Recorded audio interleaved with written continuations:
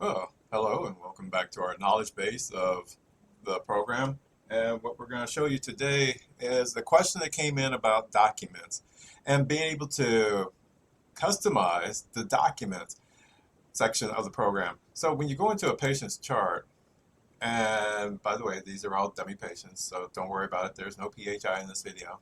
Anyway, so when you go into a patient's chart, you have this little thing here called documents, okay? And in the documents, you're able to upload, of course, any type of document you want to the system. And well, these are come pre-configured in the system, but yes, you can change them and make them whatever you want them to be. Okay, you can remove them if you don't want them here. If you're not going to be using them. Now, some of these are linked to other services in the system, like the CCDA and the CCD. Those are linked to other services in the system. So if you do remove them, those systems will malfunction because it's going to be looking for these folders. So all three of these folders are required for the, wait for it, they're required for the ONC certification.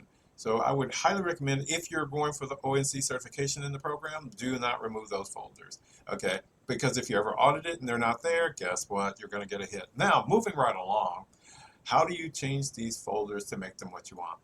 Then let's see, I'm going to fumble through this, but if I go to practice settings, let's try here. And if I go to document categories, here. Oh, look, same list. All right, so this thing's a little funny, a little funky, but play with it a little bit. And I would suggest that you do this out on the demo site before doing it on your production site so that if you mess up anything, you're not messing up your production site, okay? So that's one of the reasons the OpenEMR demo site is out there, so you can try things, see if they work, see how they work, and then go back and do it on your real system. All right, so if I do this, and I'm gonna pick the one down here like it says invoices. Well, I can edit invoices and rename it, and I can say invoices, and I'm just going to do first thing that come to my head. Leave this as it is, okay? And for any new folders that you create, then do the same thing, okay? Give it the same access control. You can change your access controls, and that does dictate who can see what in the folders, okay? So if you want something that only admin can see, then of course you're going to put it as admin level, and then only admin people will be able to look in this folder and see what's in there, okay? So that's what those are there for. Codes, I'm not for sure what the codes are for. It's been there a long time, but if you need to put a code in, you can, but again, I don't know what purpose it serves in the system. But if I go ahead and say save category, as you can see, it updated the category name and named it invoice parent. And so let's say I want to add a subfolder to this one. So I'm going to click on it. Now the parent category, see, it says new category, subcategory, invoice parent. And then I can go DME. Let's try that again. DME.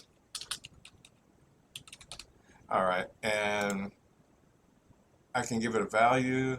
Again, these two columns, I'm not for sure what do they mean. But again, you can test them out, find out for yourself what do they mean. Now, if I save this category, now under invoices, I have a subcategory called DME. And again, if I want to delete the category, just click the delete button outside that and it'll go away. So again, to change the category, all I have to do is click on the category itself, and then I can, oh, it thought I clicked the plus button, but I didn't.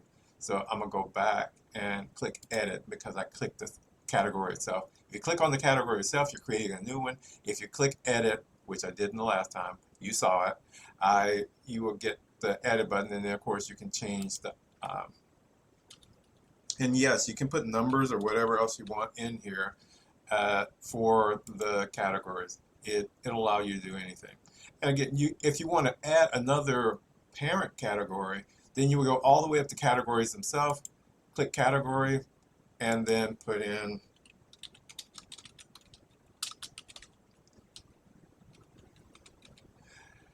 and hopefully some of y'all will catch the reference here. And I'm going to go ahead and save. And now I got my new area 51. And then I can do the same thing here, and I'm adding a new subcategory, and I'm gonna call it 52.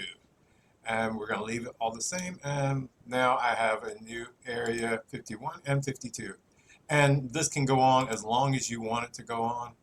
And A53, and I'm going to go ahead and save that. Now I'm just playing, okay? And just to show you how deep this rabbit hole goes. All right, and so these are, oh, by the way, if I wanted to delete it, all I have to do is click delete and it's gone. All right, thanks for watching. This has been fun, tremendous fun. Have fun with changing the categories and document settings so you can make these, again, whatever you need them to be. And I've seen some extensive ones, I've seen some very skimpy ones. It's totally up to you.